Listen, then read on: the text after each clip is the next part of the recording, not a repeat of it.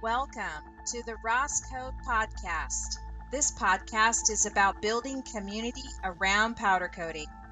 Join us in this episode as we introduce you to the enigmatic, energetic, and passionate man behind RoRo Designs, Ronan Heatley Smith. He's talkative, infectious, and unwavering in his authentic style as we discuss his process and philosophy behind his company. We'll blaze a trail from how he built his one-man brand to the pitfalls of social media. And don't worry about taking notes, because today we're giving you a free bonus.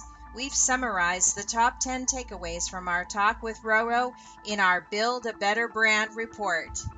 In it, you'll gain key insights based on the latest survey results from powder coaters just like you, plus the bonus top 10 with RoRo. Find out what you're missing to help your business brand better. It's a free report. Just sign up now by clicking the link in the description. Now, buckle up and let's get ready to level up your powder coater game.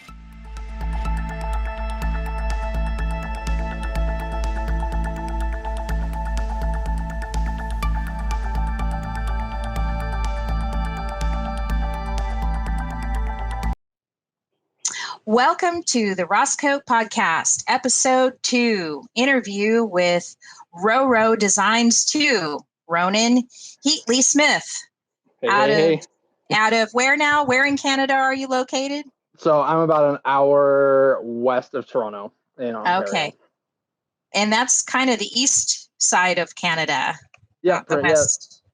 Yes. Okay. East. Yeah. Very cold Southeast. Winters there. Freezing. Hate them. All right. Summer's too hot. Yeah, I noticed that about the East. I've only lived in Maui most of my life, so I really can't even handle cold at all. Yeah. So, but anyways, so I know you've got a couple social media accounts. What are they? So my Instagram is RoRo.designs2. That's where I do literally all of my business. That's pretty well the only place I ever post and do all my interactions. I do have a Facebook page that's just more for like the professional side, if people are just trying to look me up, who are just not into the whole social media thing, which is just RoRo Designs powder coating. Those are my only two, and that's where you can find me. And that's a lot to handle. Just two social media platforms can keep you pretty busy. Yeah, so I barely post on Facebook. I do once in a while if it's like some really cool big project, or I might just say like, hey guys, I'm taking a vacation. Hey guys, check out my Instagram kind of thing. It's just they're two different worlds. They are. The work that comes from Facebook isn't the kind of work that I want, and the work that comes from Instagram is all like the stuff I want, right? So I'm just marketing myself to what kind of work I want to do and what I want to strive for. Right. Facebook's just not the place for me. No, it's not the place for most business these days, unfortunately, unless you're paying for ads and stuff like that. Yeah, exactly. And so you're saying that the majority of people that follow and contact you as customers contact you through Instagram. Yeah. Yeah. Okay. All right. So let's get into how you got started. Talk me through it. What compelled you to become a powder coater? Oh, you're going to need to make this podcast 5 hours long for this question. There's always some story, right? I was just talking to my wife right before we started this, and I said I could literally spend 2 hours answering one question, even though it's supposed to be like 30 minutes. So anyway, I'm going to run it down from like the get-go. So it needs way more of a backstory than just answering the question. So I originally was born in England. Okay. My dad used to live in Canada back in like the late 70s, early 80s. And he's been into drag racing since he was 16. He's like in his 60s now. So I've grown up in the like muscle car world, drag racing. So being in England, it's mainly imports and stuff like that. Yeah. So when I was growing up, when I was about 12, 13, 14 years old, I absolutely loved the show Pimp My Ride on MTV. I just thought that was like I remember that show. Oh my God. I just thought it was the coolest thing ever. I'm like, I cannot believe people can do this to cars. So the reason why that caught my interest so much is because my mom's side of the family is super artistic. Like I loved art class in school. I love painting. I love drawing, all that kind of stuff. So I was like, wow, this is like the perfect marriage of two things. Like it's the car world that I like love with my dad, and it's like the artistic side I love with my mom's side of the family. So we moved to Canada when I was 15. And then we just started like, all these like muscle cars are here and blah, blah, blah. So I absolutely loved it. I'm like, how can I get creative with like cars? So when I turned 16, my dad's friend gave me his first car. I painted it myself. I put racing stripes on the hood. I put like trucker lights into the roof. It was just like some crappy little car, and I just like put a spoiler on it, just all this stupid stuff. So then once I got I think I was driving like an SUV at the time, and like I was in high school, I had no job, and I'm like, I can't even afford gas. So a friend of mine sold me his Honda Civic hatchback, and I was like, wow, cool. I hate these cars. Like it's just not the norm because I've grown up in the muscle car world. So I'm like, Right. imports are stupid, but they're good on gas. So I'm like super embarrassed to be driving this car. So I'm like, okay, well, it needs wheels. Okay, well, the paint sucks. So I got to paint it. And then like one thing led to another. Now I'm like a diehard import guy, and I couldn't give two shits about a muscle car. Like I just love imports so much. I've like embraced, like I've got myself into that culture so much. That's what I absolutely love. So having said that, because because I'm like super into the import stuff, I start like polishing wheels. I got into auto paint and body. I actually did a co-op in high school at a shop that did basically pimp my ride, like that kind of stuff. Oh, cool. And I'm like, holy shit, like this is my absolute dream. I cannot believe I'm like doing this. So Yeah. I did a co-op at that shop for an entire school year. I actually went back to do my grade 13 just to do a co-op at this place. And then I loved it so much. Once my co-op was over, I worked there for a year for free. Wow. I went every day. I did chores around the house to get enough gas money to go there. The owner would once in a while pitch in gas money, buy me lunch or something. I just wanted to do it so bad. So I started doing an apprenticeship doing auto paint and body. And then I think I just embraced myself into this car forum so much. JDM Rides, if anyone listens to this, what up? So this car forum, I started just posting, oh, here's my build. Like I repainted and rebuilt this S10 pickup truck. I did my Honda Civic. I then bought an Integra. I did a whole bunch of work to that. And Wow. A bunch of people started inboxing me saying like, hey, I want you to paint my bumper. I want you to install this on my car. I want you to paint my wheels. Ah. So I just got into that whole, like I painted full cars out of my dad's driveway, like outside, bugs would land in the paint. Like, oh, it was just ridiculous. But I got so heavily into that. So then I started polishing like wheel lips and wheels for a powder coat shop that's local here. And then the guy was going back to school, and he messaged me and he's like, hey, do you want to just take over like the powder coating part of the Really? business? So Wow. well, I like the only job I had was just like polishing wheels. I was doing like $250 a set of wheels. Like if anyone polishes, like you wouldn't even touch one wheel for less than that, or for like more, like, you know what I mean? Like it's just Right. not enough. But it's just something I just did out of my dad's shop, and I love doing it. So anyway, I started powder coating at that shop, and the way I kind of put it is like almost like a tattoo artist. Like people come to you no matter where you go. So if tattoo artists move shop, if someone who cuts hair, colors hair, wherever they go, someone wants to follow them. So when I moved to this, like when I started working at the shop, everyone was like, "Oh, he works here now." So all the work started coming under like the recommendation of me. Yeah. Then I went and I worked there for I think 3 years, and I just wanted to get more back into the auto body kind of stuff. I was like, oh, you know what? This is where I started at. I didn't really. It was just a temporary thing, but I got so into the powder coating thing, and I was like, oh, it's like kind of like paint, but obviously more durable and blah blah. Right. So I was like, you know what? I really want to get back into the paint and body. So I left there, and I think there was like 6 to 8 months until the next course opened to like continue the apprenticeship. Yeah. And I just, for like 6 months, I just had nonstop calls, emails, texts. Hey, I need you to do this, I need you to do that. And I'm like, oh, I don't work at a shop anymore, or that like the specific shop I like worked at. And they were like, oh, okay, well, I'll just like spray paint my stuff then. Oh, I'll just paint it myself. And I'm like, huh. it kind of seems stupid to not continue doing this. I just had so many people that were just uninterested in going somewhere because I wasn't doing Right. it. So I was like, well, I didn't really plan on opening a shop. And my dad was like, just do it. And like a bunch of friends were like, just do it. So even before I even found a shop, I had people dropping off parts at my parents' house, being like, whenever you get a shop, if you get a shop, you can do my stuff. I'll already have work for you. And then almost 5 years almost later, like it's here we are. viral. Like it, yeah, Yeah. exactly. I don't know.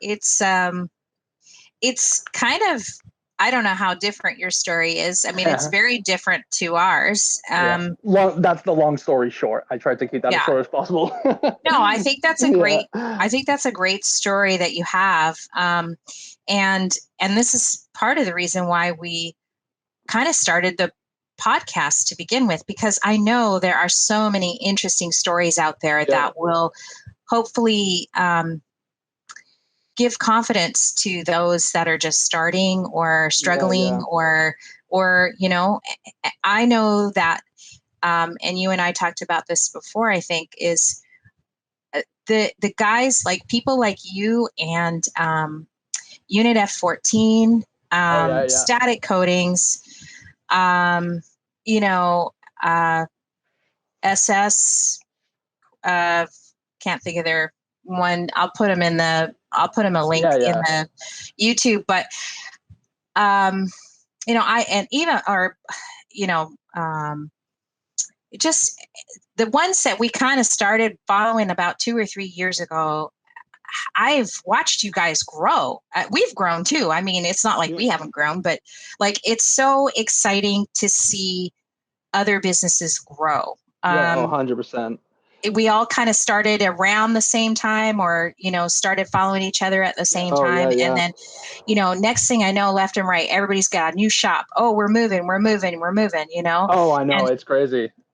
And so it can happen to, other people that are just starting, if you want it to, you know what I mean? You have to, you know how hard it is to do what you do, but, and I think you said, now how many years experience, you said it again, and I don't know if I asked you, or can you say it again? How many years have you been? Because you kind of started when you were young, but so painting that's and stuff.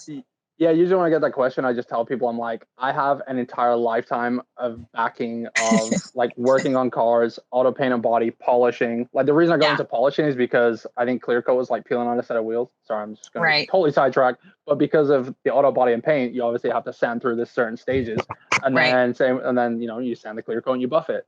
And I just one day I was like, I'm pretty sure that's the exact same thing, but to metal. So I just sanded down some wheels, polished them. I was like, oh, that's how you polish wheels. So that's the paint and body aspect. Just that's how I transitioned into that. Then painting wheels, and I was like, I restored an old set of like Mugen C or CF48s. I think that's what they're called. Yeah, CF48s. And I was like, that's so cool. Like old Japanese wheels. Like I'm super into Hondas. They went on a Honda CRX. But anyway, so I have powder coating experience for almost 8 years now. I think this September is like my eighth. That's my great. 8th year. Yeah. It's my 5th year on my own in my shop.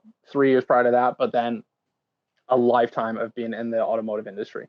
So when people say like, hey, if I have this conversation with like other coders or other people who want to like do stuff like this, they ask for help, and I'm like, it's not that simple. Like the way I've evolved to get where I am is an entire lifetime. I'm 30. Like there is 30 years experience leading up to me doing 8 years of powder coat. Right. And a passion. Yeah. Let's not forget about that, clearly you're energetic, and, you are, as we get into deeper dive into this social media, and stuff, I mean, there's more to you than that, and that's, so my question was, I was going to say what sets you apart, but I think you kind of already answered that in all of that.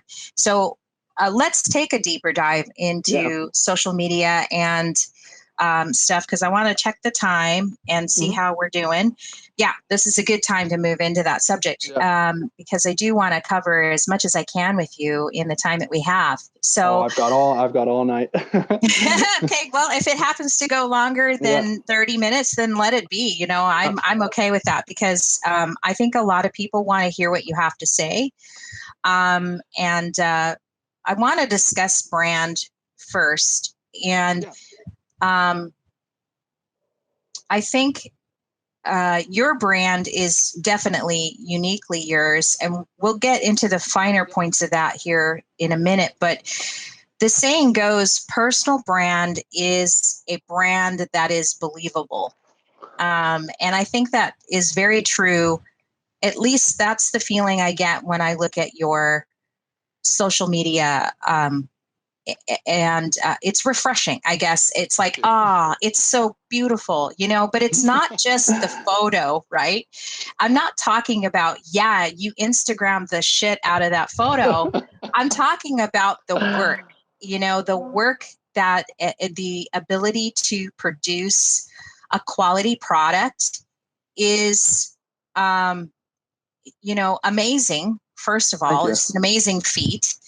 And it's I guess I want to peel back the layers to what makes it you.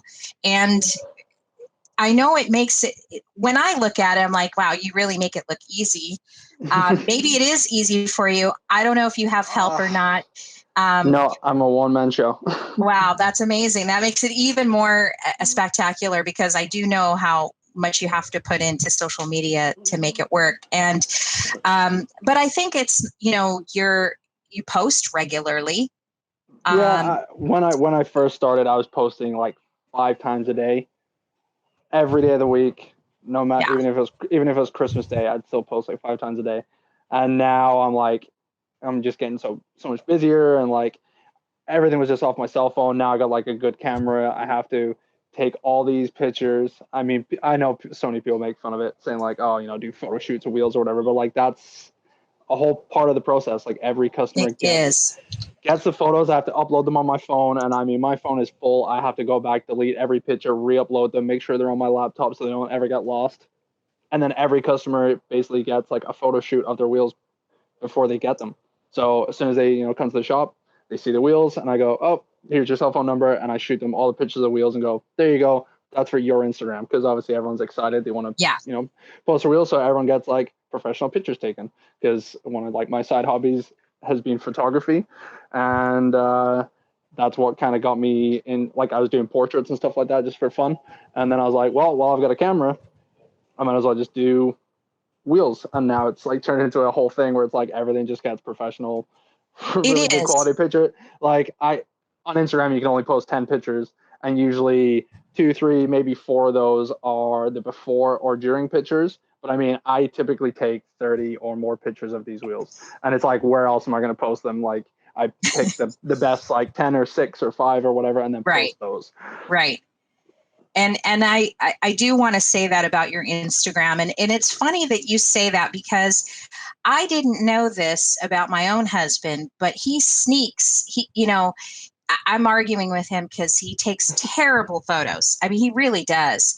But his point of taking photos is to show the owner or the client how good the powder coating is. So it's either too up close or I don't know what it is, but it's a way to inform them that their project is done.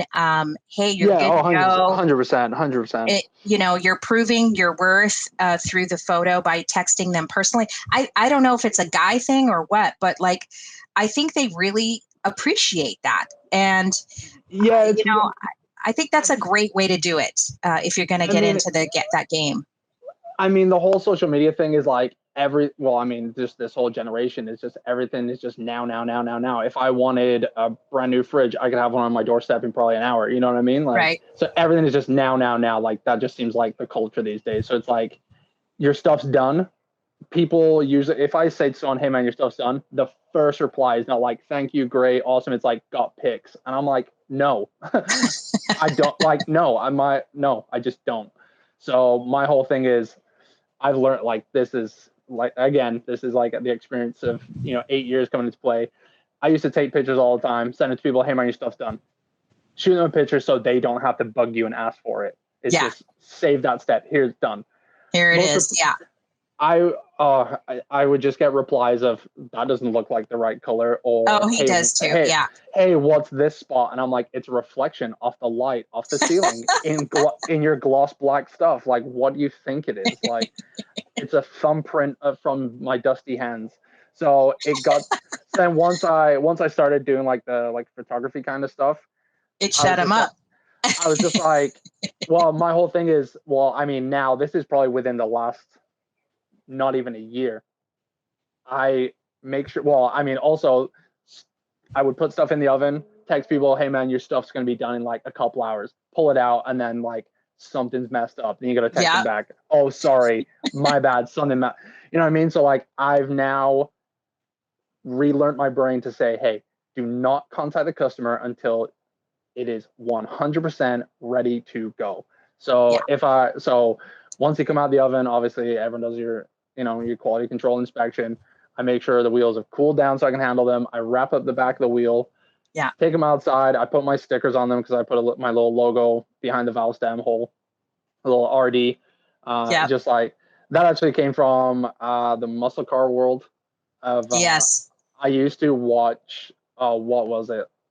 There's some like show that would play like 2:00 in the morning, like classic car or something like that.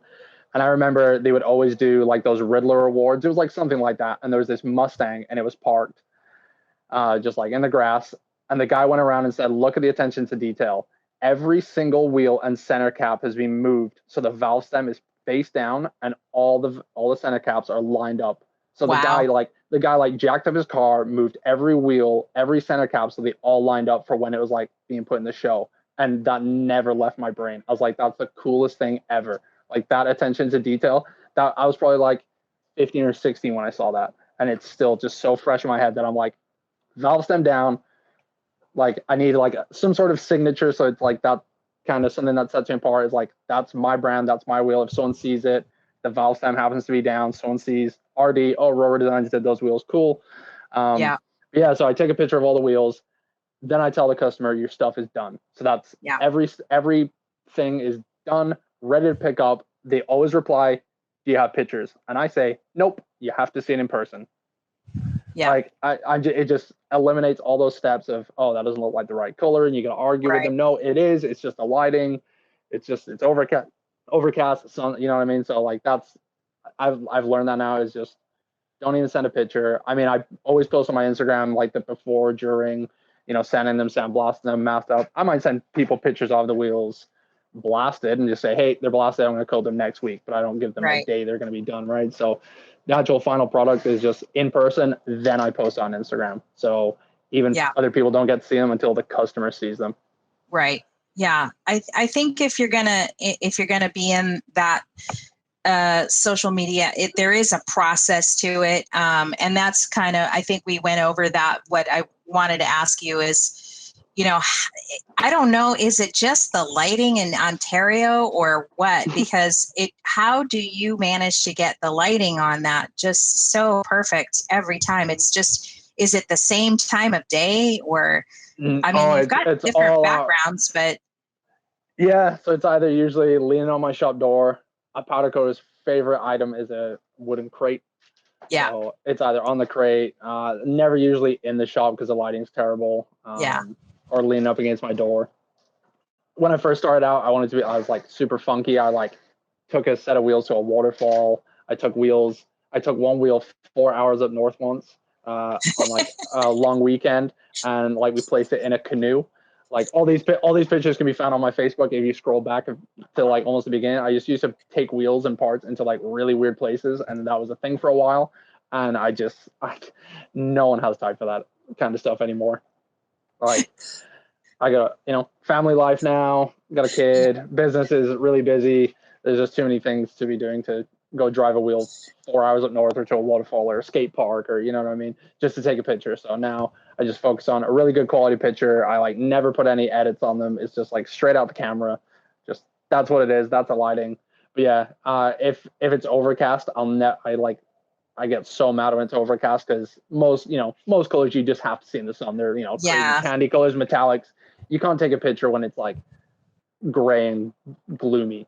No. So anytime it's sunny, it stresses me out because I'll have 6 or 10 sets of wheels just sitting in my office that all need pictures. So it's like I'm in the middle of coating something, the sun comes out, and I just have to like quickly get in the oven, run outside, set a wheel up. I might even just set like most of the time it's one wheel instead of a set of 4 because you just got to move one wheel instead of the 4, and I'll just blast off 30 pictures of one wheel in a different angle, maybe Yeah. 2, and just like as quick as I can while the sun's out, and then they're all just backed up for a rainy day, so I don't have to take pictures, right?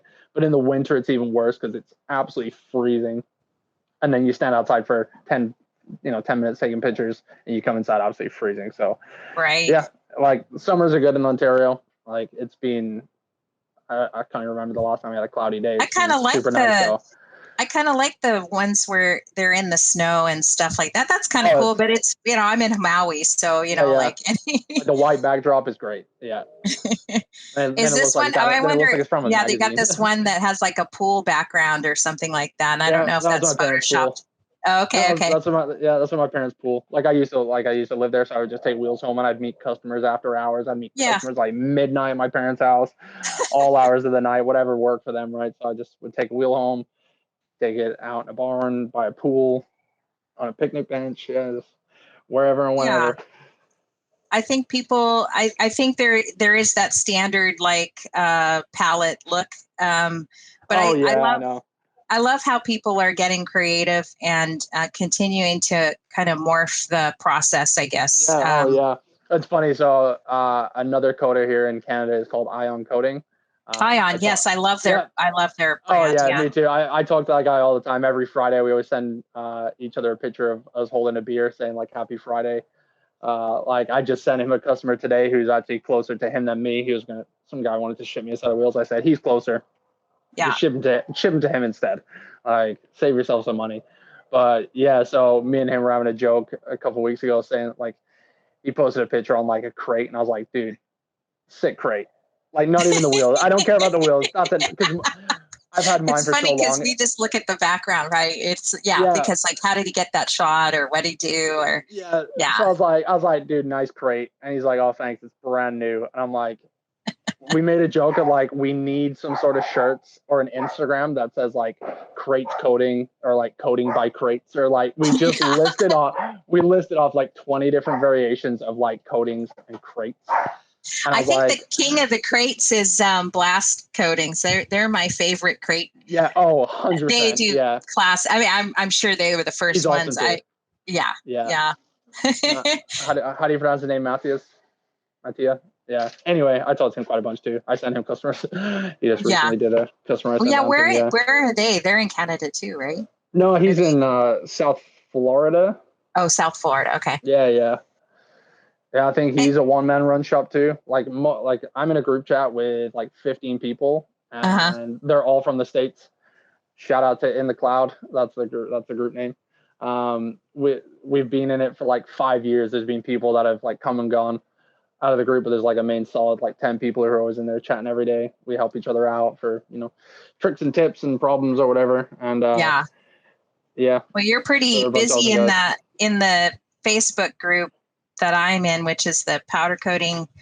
Is it tips and tricks or tips and tricks, powder coating discussion, powder coating group? Yeah, there's a few I'm in. I try not to get involved so much of like.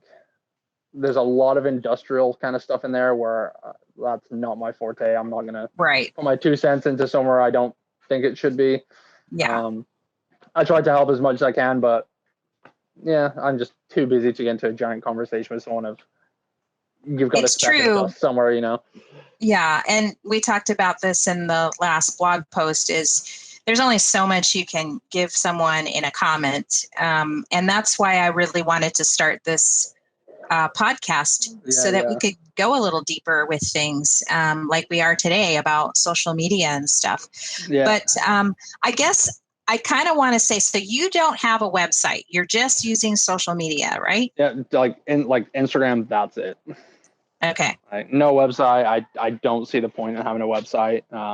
I like never post on Facebook groups. I never post on like Marketplace, Kijiji, which would be kind of like a Craigslist. Yeah. I just it's Oh, I don't Instagram, know word of that. mouth. That's it. Yeah.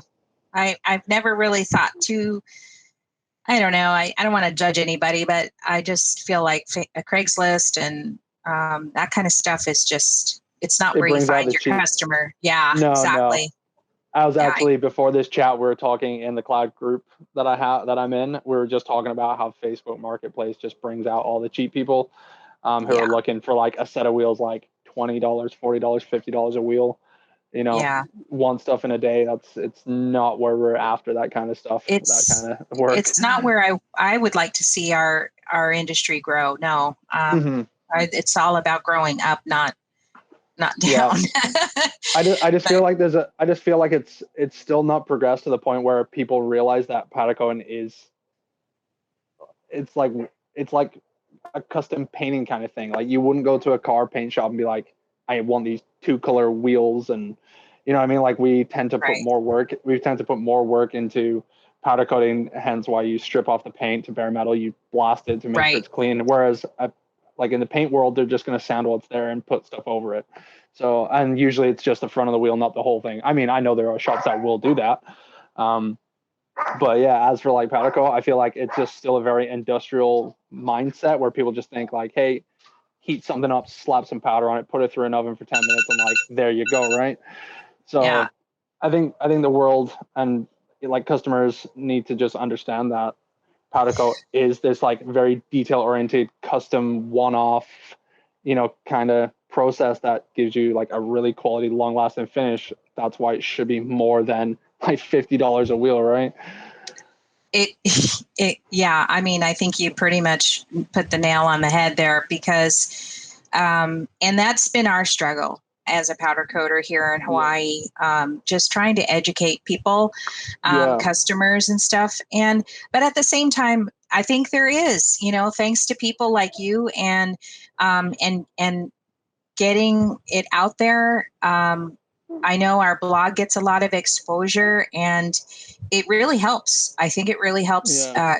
educate the customer at least ahead of time, so that they're not just coming to you like, what do I need powder coating for? Yeah. When I Oh, can yeah. 100%. spray paint I it, mean, whatever. that, Not my I mean, customer. yeah, yeah. I mean, that's why, I mean, like I've said, I'm a car guy. I want to spend, I don't want to get ripped off by any kind of service out there for doing something to my car. That's why I post so much on my Instagram and like explain the process and explain the difference between a good job and a bad job.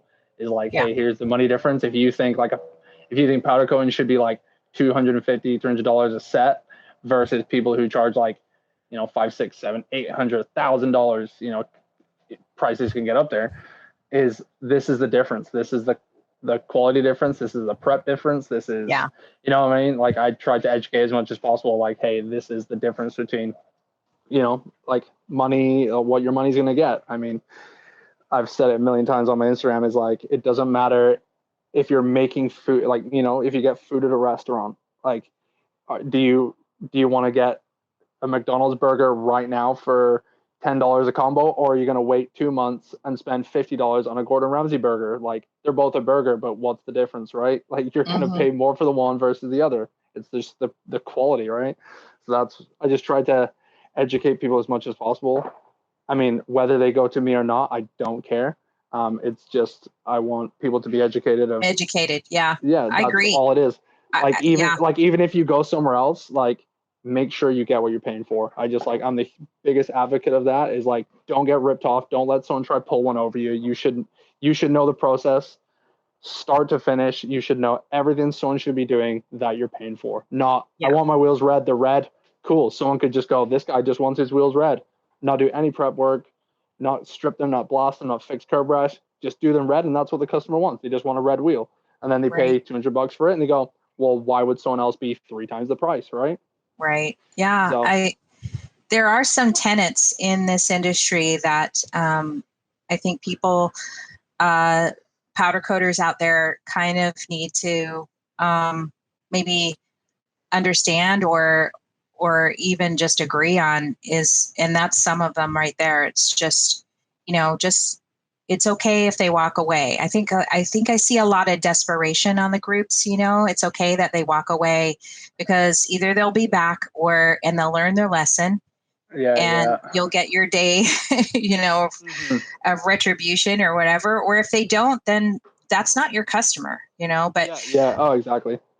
I want to turn back again to the website because I'm going somewhere with this. Okay. Yes. Now we have a website. A lot of powder coaters do, and a lot Yeah. of them don't, and stuff. But you recently had a situation with Instagram where they took down your account. Can you tell us what Yes. happened and what steps you took to keep your brand intact and, I don't know, follower base? Can you tell Yeah, us yeah. more about what happened? September of 2019 is when my account got deleted. My Instagram account, which was just RoRo.designs. And I absolutely hate that I have the two in my name now, but I have no idea how else to get it into any, I can't get my old name back. Did they So, even email you or like let you know ahead of time or anything? yeah, yeah. So I think a couple months before that, a picture of mine got flagged and it just said this was reported for something or other, but it never showed me what it was. So Okay. I just had to accept and then it would get taken down. So at this point, I had like 2,500 pictures. Like, I have no idea what was flagged. And this is over, the span of 4 years Right. that I've been posting. So I'm like, I don't know what it is. Maybe just someone was a little mad at posting something, or I don't Right. know. Yeah. So then it happened again, like a week before something was taken down, happened again. Didn't tell me what it was. So I'm looking through and I remember it was a set of brakes. And I'm like, whatever, like maybe I just tagged the wrong, maybe I tagged Mopar and Mopar didn't like that or whatever. And then it happened again. And I was like, oh man, like I didn't know what it was. And I was like, maybe it's brakes again. So I got flagged and was like, please accept, kind of thing. I accepted it. And I was ready to make my first post of the day. And I had just done like several jobs that I was so excited about. They were all like 3-piece wheels, super nice. The pictures were just like the best pictures I've ever taken. I'm like, I cannot wait to post these. And then all of a sudden my account's just not there. And I'm like, this has to be a joke. I So can't even imagine that. I had an email that was like, you're like doing something counterfeit or something. And I'm like, oh my God, what the hell? So I like instantly email, like, I was very high strung on like, I need my account back. I was emailing Instagram like crazy, but just robots reply. You don't get to speak to someone. I Right. was Yeah. trying to dispute it. And you have violated terms and conditions. And I'm like, I know that. Let me explain and like kind of thing. So I found out what it was. I'm not gonna get into it, but I found out what it was. And the same day, I'm like, I need to keep my business running. So I just started a new account. Like Yeah. I mean, really, what could you so do? basic so basically, if I didn't start an account, I would have gone from September to now with no account. Like, Yeah. just get an account, keep it going. So luckily, because I had like 14,000 followers, so I mean, that was pretty sweet. Excited about that. So I'm like, Yeah. I need to just contact as many people as I know with also a big following to give people to give me a shout out to tell people follow my new account. Yeah. So I mean, We did, but I don't know how soon that it's was after, but I think we did it in November or something yeah, when yeah. I found out. So I mean, obviously the people I work with closely, Righteous Garage, my buddy Blaine. I've been working with him for, oh God, I've known him for 8 years, I think now, 7 or 8 years. When I worked as a detailer at a shop, I met him because he worked next door, and we met each other like through cars or whatever. And then years later, we end up. He specializes in importing, building 3-piece wheels. Mm-hmm. So I do all the coating stuff for him. We work closely with a guy, Sean King of Bling. He does all the polishing. So like we're known as the trio. That like when people get their wheels done, you got to get hit with the trio. All three of us will Mm-hmm. do your powder coating, your rebuilding, relipping, sizing, Yeah. importing, I polishing. like that. So us three do that. So we actually, yeah. So I got people like that, like those two people, as among many others who shouted me out, yo, go follow his new account. It got deleted. So I'm slowly building it back up. I was like getting really bummed because I was like, well, I guess I'll just post all these pictures of all this stuff anyway. They get like 50 likes because I have no followers. So I'm like super bummed about it. But I'm like, whatever, it doesn't matter. I'm still busy. Right. My shop's still full of work. So I'm just now to the point, like, I don't even care if I get my old account back. I still have all the pictures saved somewhere. I mean, I just like will slowly Yeah. post You stuff just have to, from yeah, just, from the you've got so past. much content, you just repost it. Yeah, exactly. I mean, it's old, but whatever. So it's not the biggest deal. It's just like I find it as a challenge now to just like prove it wasn't a one-off that like I got 14,000 followers. I'm just now it's my goal to just get back to that. But Right. Yeah. another friend of mine is a marketing director, Uh-huh. Arthur. Shout out to Arthur. He's a guy who always did all my logos. He's the one who, designed all my logos for me and stuff like that. So he's a marketing director, and basically, like we've had this conversation a million times, and it comes down to if you have 14,000 followers and 13,000 of them are in a different country, it doesn't matter. Like they're not going to bring Right. you business. So it just Exactly. it's a number that doesn't matter. It really So is, unless they're all engaged and you're getting, yeah, I mean, I think the standard is like at least 10% engagement on all your, so you're probably, on the, in hindsight, maybe it's a better thing that it happened because now you've got more authentic followers that are going to well, be, yeah, you exactly know, right. Like now that are there's really into what you're doing and stuff. yeah, exactly. So I mean, I when I post a story, I still get as many people watching the story as I did when I had 14,000 followers. I mean, Yeah. I never really check out all the stats and engagements and stuff like that. I just post and I just go, oh, cool, 1,000 people watch that. I mean, obviously there's some fall off from, Yeah. I usually post like 30 story pieces at a time. So, I mean, there's a huge fall off of people who are probably just like, I don't care for him yelling at someone for not fixing curb rash. So they just Right. don't watch it, right? But I mean, I still, there's still a lot of people that watch it, but yeah, it's just a number. It doesn't matter. My shop's full all the time. I'm still getting, I get 10, 20 DMs a day of inquiries. So how many people follow me is completely irrelevant to the business, really. I guess the only thing that really would have concerned me if it happened here, in our situation with our company is, we get a lot of hits on our website.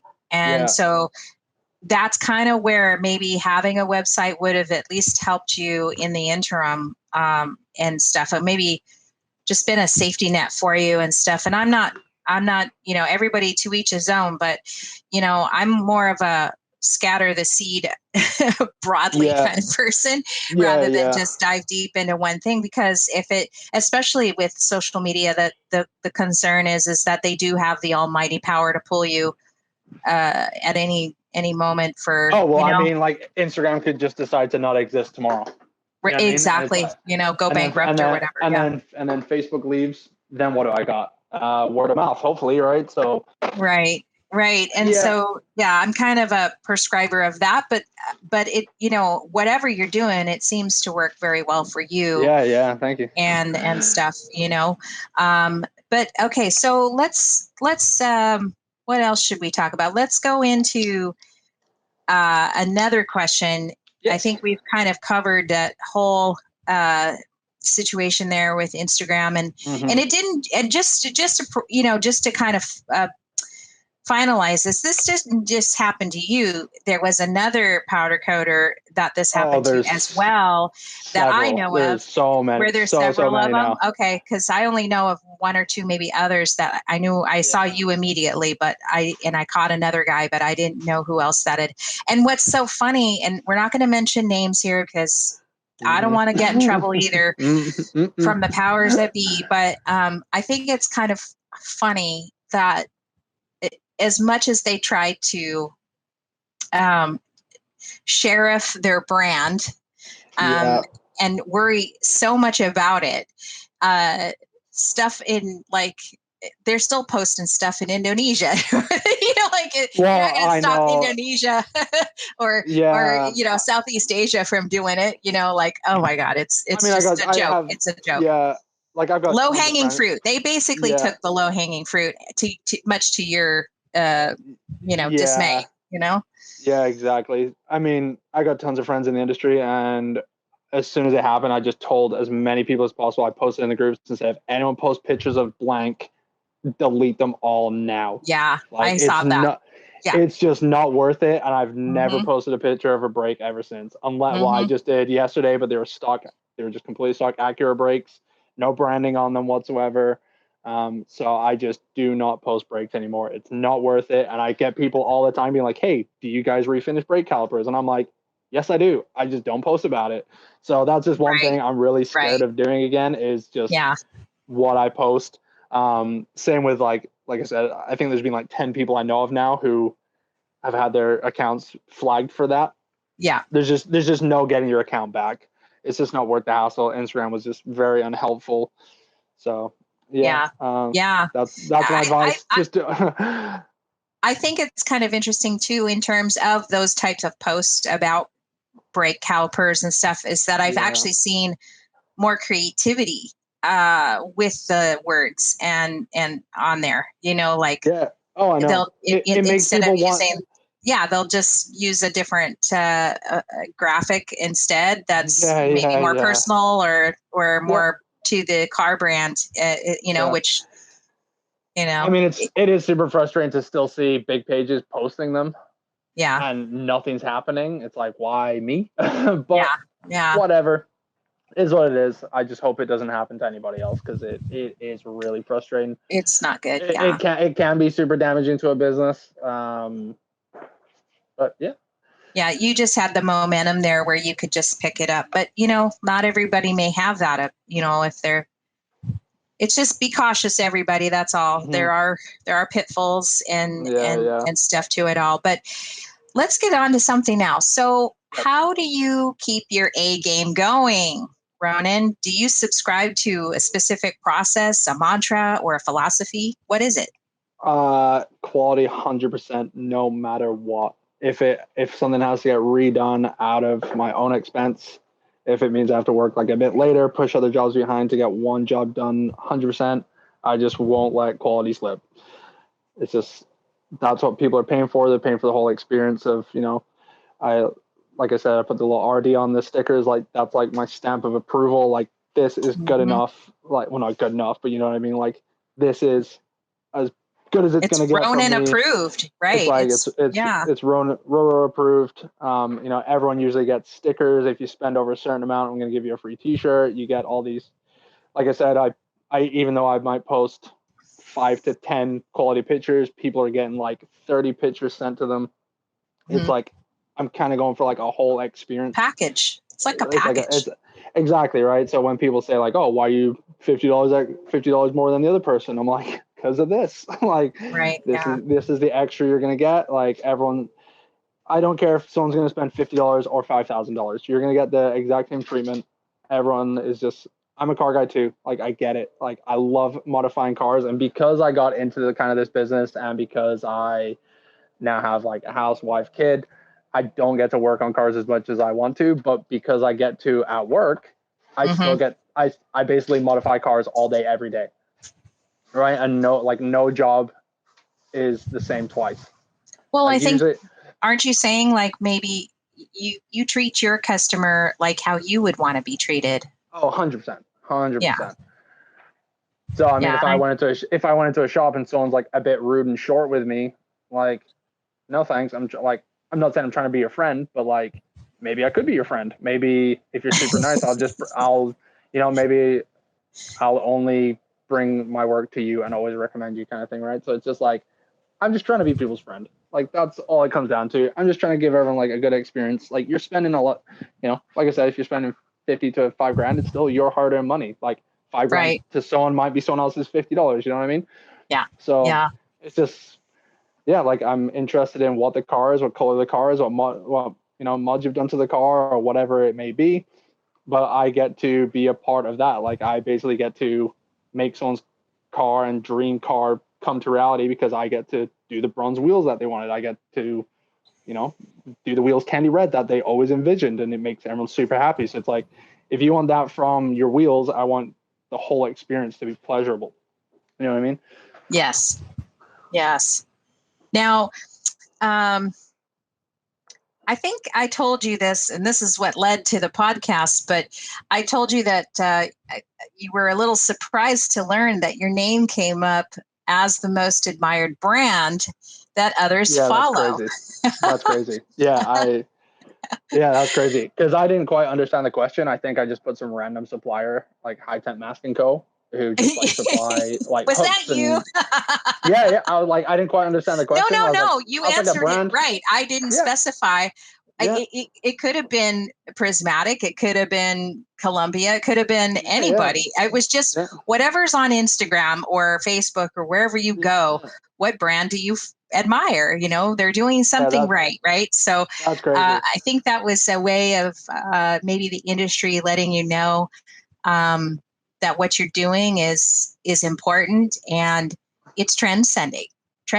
Yeah, yeah. I mean, it's crazy. I mean, I probably get more Instagram DMs from other coders than actual customers. Like, I probably spend more of my time talking to like other people in the industry about like oh god. I mean, I don't want to sound like arrogant or anything like that, but I mean, like, I get tons of like people asking for advice all the time, and like I Questions, try, yeah. yeah, just like Yeah. questions of like, how did you do this? How do you do that? What do you recommend for this and that? And As like if the Facebook group isn't enough, but yeah, yeah. exactly. I mean, They're I asking you try. directly. Yeah, I mean, I try help as much as possible, and I love to help. It's just like in my nature, just to be Yeah. helpful. Yes. I mean, sometimes it just gets overwhelming. Of like, man, just figure it out on your own. Like, it's just a simple plugging a hole. Like, we don't need to have a 20-minute conversation about it. You know what I mean? Something like simple like that. But I mean, yeah, that's just how everyone's become so connected. Is just like talking so much in like the Instagram group that I'm in. Like I said, I've been talking to these guys for like 5 years now. Like the one guy, Velocity Powder Coat in California. Oh yeah, they Like like their one, brands. Yeah. like one of my best friends in the industry. I talk to him every single day. Like even if it's about family, we'll just send each other like funny memes all the time. Like I think it's like when I first opened, I got like this machine to like so I can like brush wheels, and he sent me. This is like a huge call out to him right now. Is he asked me for pictures of the machine, sent him tons of pictures, and he still has never built one. That was like almost 5 years ago. So, and he's asked me over 5 years, probably 10 times, hey, can you resend me those pictures again? I got to build one. I'm like, no, scroll back 5 years ago in our conversation, and like, I'll go find them. You know what I mean? Yeah, like I Do would the love to work, go. dude. Yeah, Right. yeah. I've said so many times, like I would just love to go to California and just go like work in the shop with him, or just like go hang out. Hey, that's an Yeah, idea. Yeah. yeah, I right. mean, I think that's what I love about powder coating is that it's kind of, I don't want to say it's small because it seems like there's more and more people getting into it every day. Yeah. Oh, yeah, Um, yeah, so it's growing in that sense, but um, it just seems the more I know about it, the smaller the world seems to me. Like when I first was working in it, when Ross doesn't care either way. He's just, I'm too busy working, whatever. But yeah, yeah. I I wanted to reach out to people, and I started to, and I realized it's a really small, close knit group, although Oh, it does 100%. have some gaps in it, and that's kind of where we're at with what we're doing here on the Yeah, yeah, podcast. Is it seems like these industrial coders, they kind of have their own subgroup it's really yeah, yeah, segmented, even though it's powder coating. And at Maui Powder Works, we do both rims and yeah, industrial yeah, work, so we cross over maybe more so than other guys do. But um, it's really like there's a whole nother level to it, or like yeah, the industrial coder guys, and they're all tight with each other because I don't know, they just seem to be a little bit more networked, albeit yeah. they're just small. But It's just like similar interests, right? Like people who yeah, like metal music are all gonna hang out together, and those who like rap music are all gonna hang out together. Although it's music, you're in your own subculture. You know what I mean? right, it Like is a that's subculture. Yeah, I guess yeah. that But the I mean, like if you Instagram group. Yeah. yeah, like if you look at any powder coaters like Instagram, they post something. Almost every like and comment is from another powder coater. Like Yeah, that's I know. like everybody just like will comment the fire emoji, dude. That's dope. Yeah, Or yo, what which I color was love. that? It's because you're supporting your industry, and I Yeah, love that. right. Yeah, Yeah, like yeah, everyone's that way, and it's awesome. I mean, like yeah, the biggest thing is like people always asking for each other's colors. I mean, yeah. that's something I'm kind of touchy on. Depending who it is, I'll tell them. But I mean, I've got like there's a bunch of colors like I try to perfect. Um, like the biggest one is like the like matte bronze seems to be the biggest kind of. I don't even know what the word is. Like it's like the abominable snowman. Like everyone just Right. wants to see the Yeah. perfect one, or it's probably not the right phrasing, but like the matte bronze is just like the biggest thing, I think, in the powder world, because of like all the like anodized finishing that all these like reputable wheel companies come out with. Is people want to replicate that as close as possible. And like I've spent like I said, 8 years trying to like perfect this as close to anodizing like the look and the texture and the, and the color and the shade. It's just like that's the kind of thing that people don't really like to share. It's because like someone's put so much time, effort, and money into it. And like I've had people send me wheels from all over the states just because they want that color. Like no one else in, I'm not going to say no one, because I've now given out this color and people have found their own colors and got close. But I mean, there was a while where people would send me wheels from the States because I was the closest person to replicate this bronze, and they would just spend the money to get it. Right. I mean, now, like Velocity Powder Coat, like he was the first person I shared my color and like the technique behind getting the color. I've shared it with a few others now, but like, it's kind of like that trust thing, right? It's like, I'm not going to give you the color without getting someone in return. So next time someone posts a color, yo, what color is that? You have to tell me now, because I told you mine, and like that's my moneymaker. Right. So, like, you know what I mean? It's like, so that's how people get like really close and like recommend each other's work back and forth. People from the States all the time message me and, hey, how much to do this? And I'm like, where are you? Like the first question is, where are you located? And I'll recommend you to the closest shop of someone I would trust to do a good enough job to, like, you know what I mean? Yes. So if you're in the California area, it's like, go to Velocity Coatings. If you're in Florida, go to Blast Coatings. It's like, and then anywhere in between, Texas, it's like, go to Rob R&P MC. What up, Rob? If you listen to this, like Coates Coating. I know, and the R&P guys. Yeah. Okay, so do they not have an Instagram? Because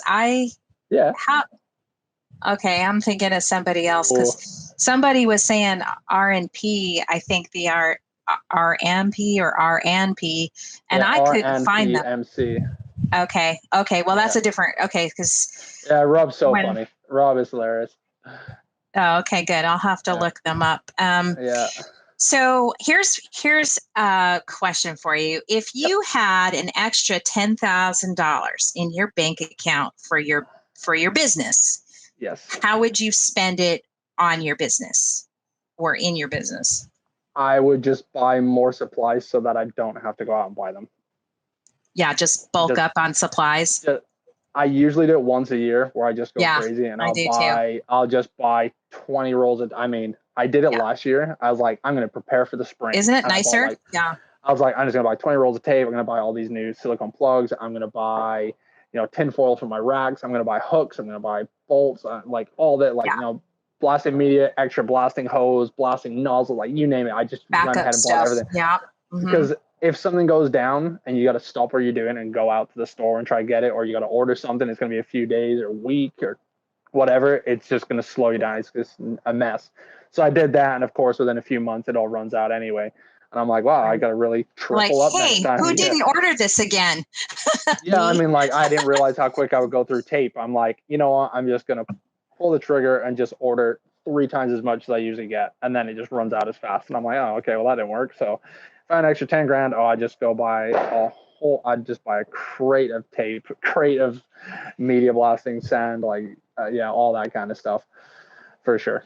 Yeah. And I mean, I think that's actually for a small coder business. I think you're onto something here, because the point I want to make is that when you can afford to buy in bulk, it gives you a better price when you're stacking up things. But at the same time, we use it as a gauge to tell us how busy we are. It's almost like a leading indicator in a sense, because like we do that with our blasting. It's so expensive to ship things here. So when we order our garnet for our sandblasting, we order it in bulk because it saves on shipping because it's so expensive, but also we get a better price per bag. Anyways, long story short is the faster we run out of that, the faster we know, oh my gosh, wow, we're really busy, Yeah, exactly. So it's a nice way to gauge. I don't think people realize that, aside from saving maybe money with bulk buying, but that's great. Yeah, I think I agree with you. I think that's a great answer for that one. I mean, it's very hard because being a one-man show, like I don't really keep track of that. I don't think, oh, I've gone through 10 rolls of tape this week instead of 2 this year, this time last year. I never really keep track of that because my weeks happen so differently. Like Mm-hmm. the busier I get, I'll spread out my workload through Mm-hmm.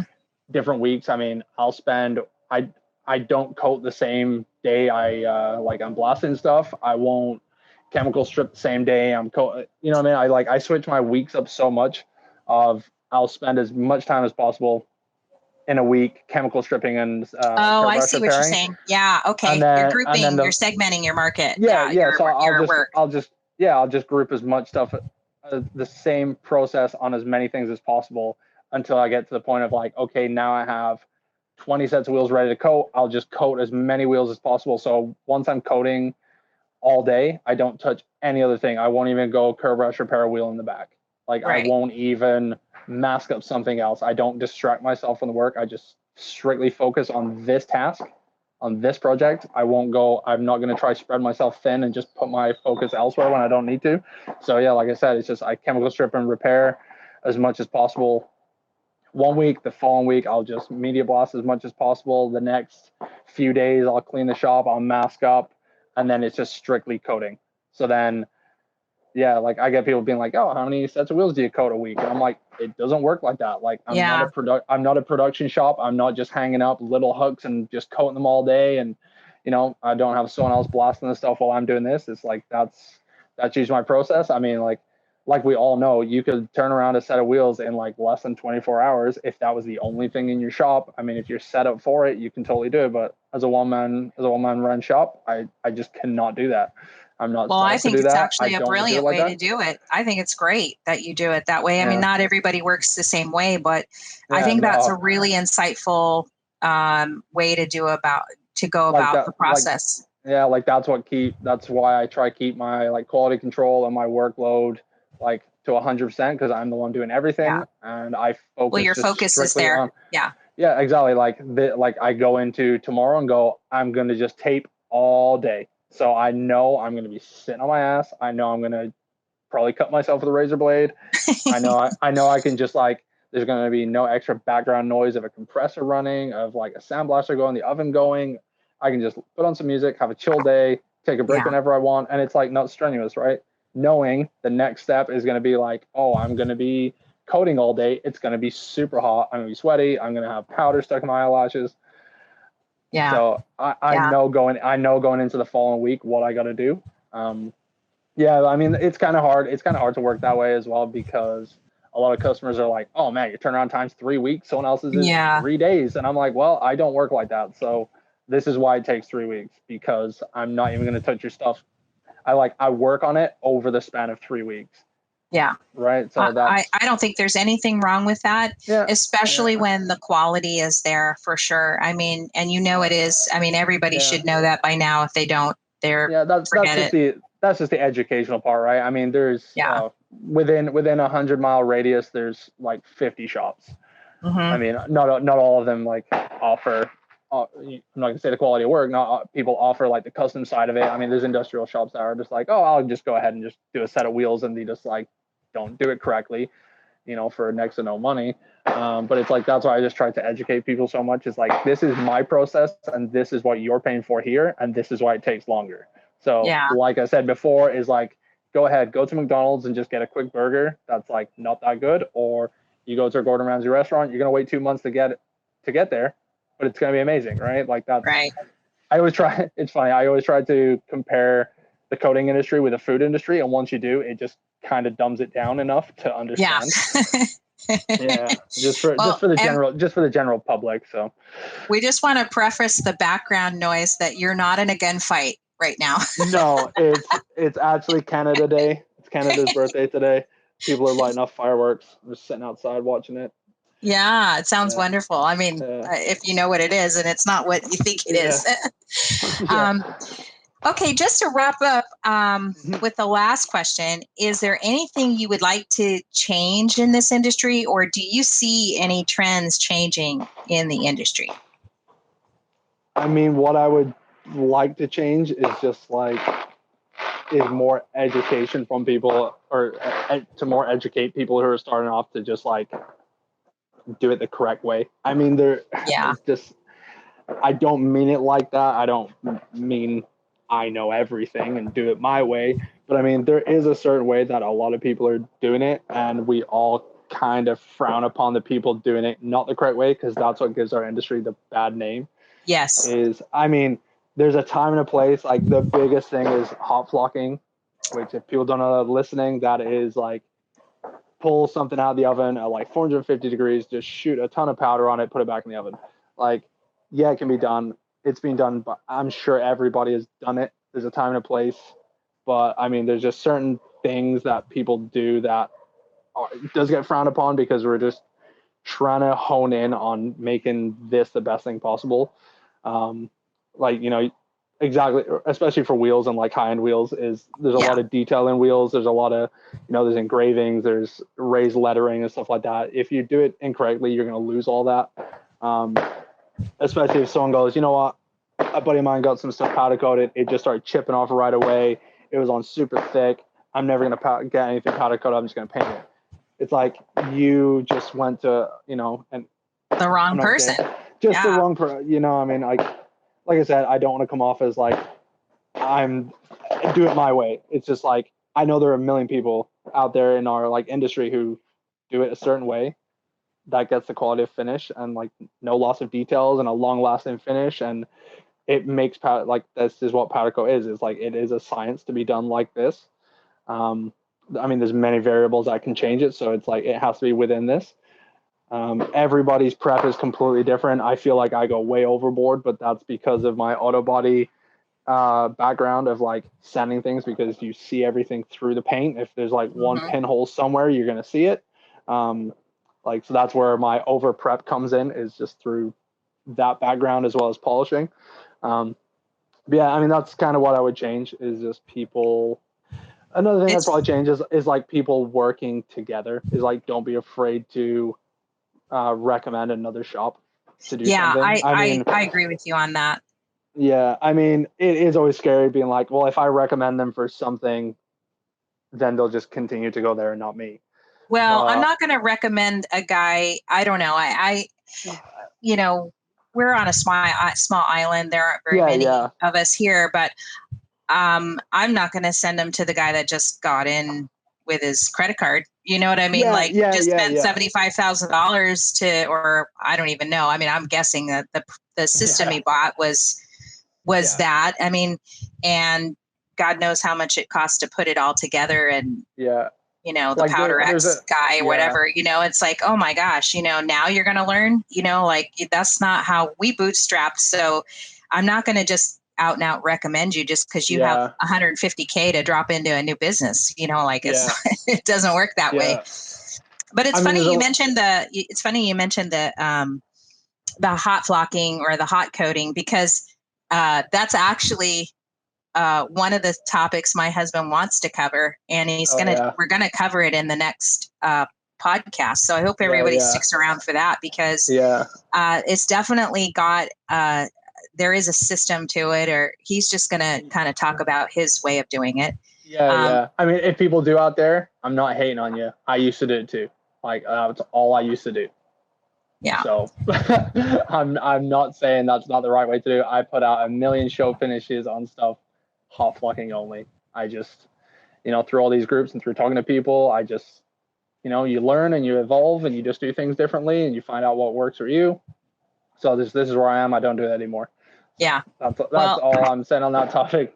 Yeah. As for I think there's definitely some subtleties to it. And I hope he gets to talk about it soon. We were actually going to talk about it on our episode 1, but then we thought, well, we'll just introduce ourselves first instead of overwhelming people with that topic. But it's definitely a topic I think could garner some shed some light on, I guess. And, I mean, if it came to, if he thought of it, then, and you thought of it, then it must be something that people need to talk about, because I think that's where you see what happens. It's like they cake it on too much and it gets really thick. And when you're looking on Instagram and you're seeing somebody's candy color, right? Especially candy color, like, don't go ahead and try hot flock like like candy copper or candy gold. Like, it's not going to be correct.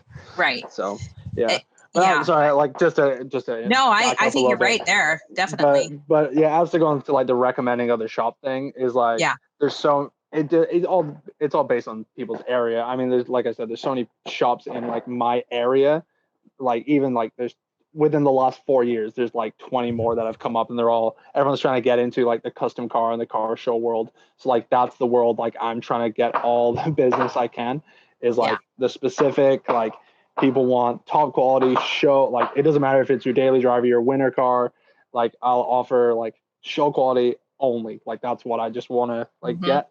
So it's like I'm not going to recommend a shop who, if it's something I don't want to do or something just like kind of out of my league, I'm not going to be like, oh, we'll go to them, because then they'll just always go to them for everything. So I leave kind of stuff up to the customer. If someone says, I get messages all the time that's like, hey, I want to go, get a patio furniture done. I'm like, well, I'll go to this person, right? Like an Right. industrial coder who I Yeah. know isn't going I to be think stepping on my toes. we have that here too. We've got a powder coater who does mostly resort stuff. I don't want it. We don't want that kind of work because that's not who we are. We want to do more quality kind of stuff than the turn and burn low margin stuff that he does. So, like when I first go ahead. go ahead, sorry. So yeah, like when I first opened, I would literally take anything and everything. Like you got patio furniture, bring it in, no problem. I was just like, you just got to get your name out there, and just like I've reined it back, and I probably turn away more jobs than I take in, because there's like so many things like I want my patio furniture doing, like a car frame. I'm not set up for doing that. I need, even stuff that's like one of my dad's friends owns a balcony company that does like glass balconies and stuff for like high-rise condo buildings. And he's like, hey, we're building this new condo building. I could send you like 3 million pieces to this condo building. And I'm like, man, that's too much for me. Like I would literally have to just dedicate my entire life to doing your job, until this building's done. Like that's not up my alley. Like it's just cool. Well, you know who like you the are. money would be insane. Yeah, the money sounds insane, but like that's not everything though. You know what I mean? It's like, yeah. Like it's about knowing who your customer is and what you're good at and what you want to focus on. Yeah, exactly. So I'm going to continue to evolve and take on what I want. And, I'm honing into like that custom car world. I'm just trying to be as affordable as possible, because I'm just going to say it again. I'm a car guy, so I know what I would want to spend on something, and I want the best quality I can for that price. I'm not going to go ahead and just spend, like, it's like an oil change, right? Like you can go get a $10 oil change. You can go get a $5,000 oil change. It depends who's, I mean, like be within your budget. And I just try to be within almost everybody's budget for what they want, especially if you're trying to do like a high end kind of car. So I think it's like, because this podcast kind of appeals to everyone of all different skill levels. I think what we're saying is when you're new and you're starting out, you should take every job you can possibly get, because you need the experience, and you also need to it helps you define who you are and who you want to be. The customer part will come later.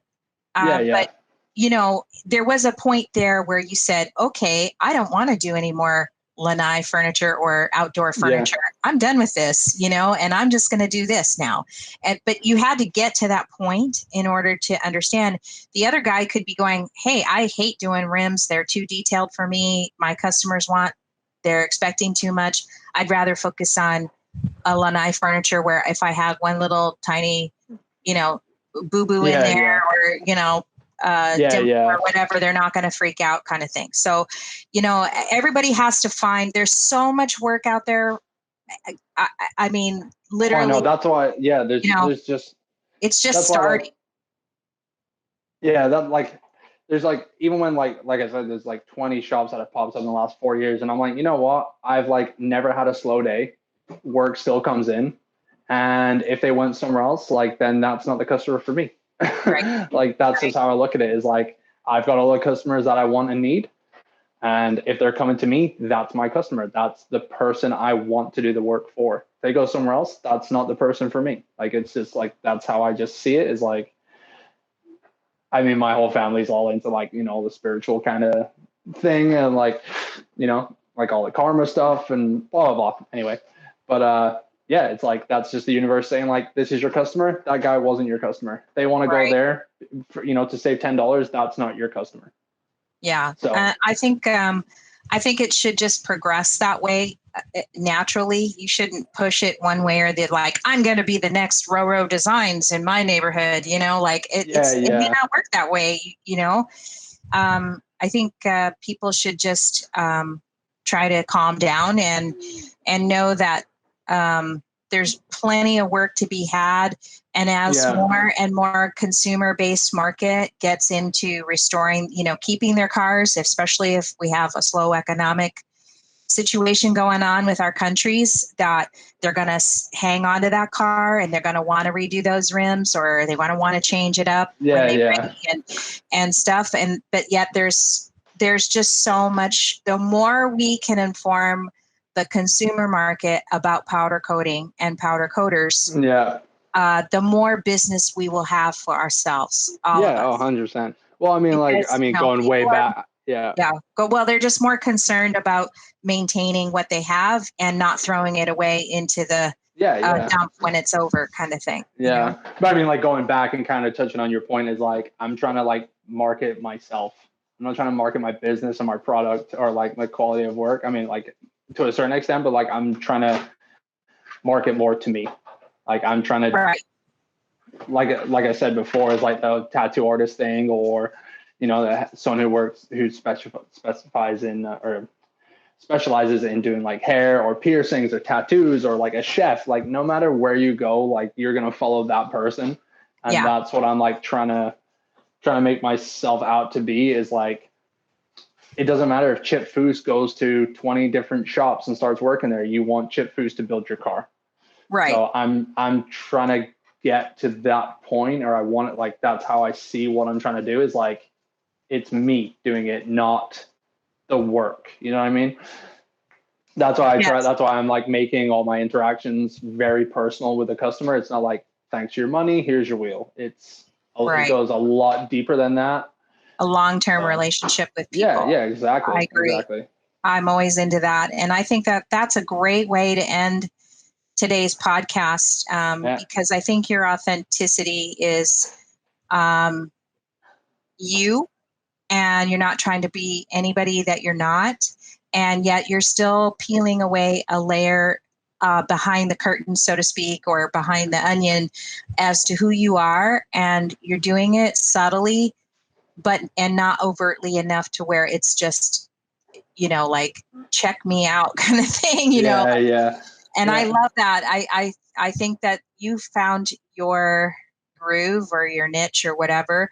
And you're certainly energetic enough to maintain that and keep your customers happy. So I'm so thankful that you were able to join me today. No problem. It was my pleasure. For your long weekend. How's that for 30 minutes? Well, that's okay. I'll break the rules for you. I just don't want to bore people, but I don't think anybody's going to find today's podcast boring. Don't ever call my dad. Well, again, we can follow you on Instagram at RoRo.designs2. That's the new one. And you'll see me there yelling about people and doing the wrong kind of work. We'll see beautiful work coming out, and go and follow him. Thank you so much. And thanks again to all our supportive followers and fellow powder coaters out there. Yeah. I hope you've learned something about your powder coating business through RoRo and through me, Kim Scott, your host. Please comment below, follow, like us, share the podcast. If you have a topic you'd like to discuss, just email us at info@mauipowderworks.com. Aloha.